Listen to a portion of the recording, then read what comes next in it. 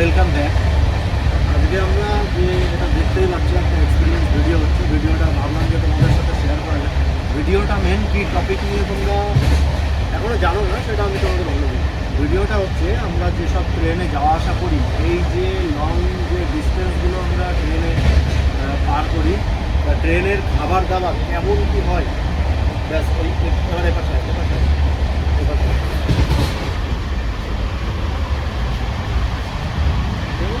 আসছে না, কালো আসছে, একটু কালো কালো লাগছে দাদা।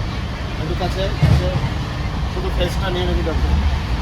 এইখান দিয়ে আঙুলটা সরাই রাখবি, মাইক্রোফোন এখানে অন করা।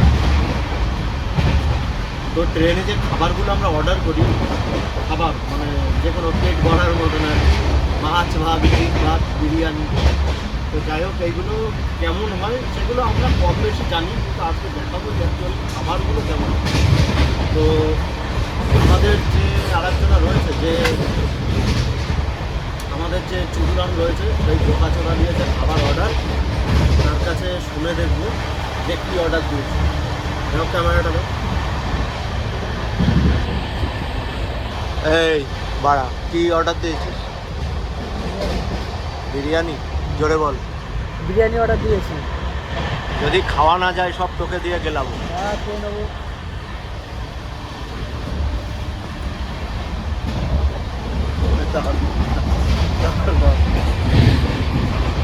আঙুল সরাও বল দিয়ে।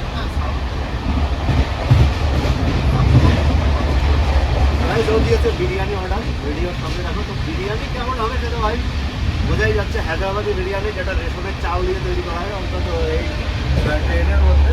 এটা কোনো ব্লগিং না, এটা যাই হোক তোমরা যা ভাবতে পারো, কিন্তু কোনো ব্লগ না।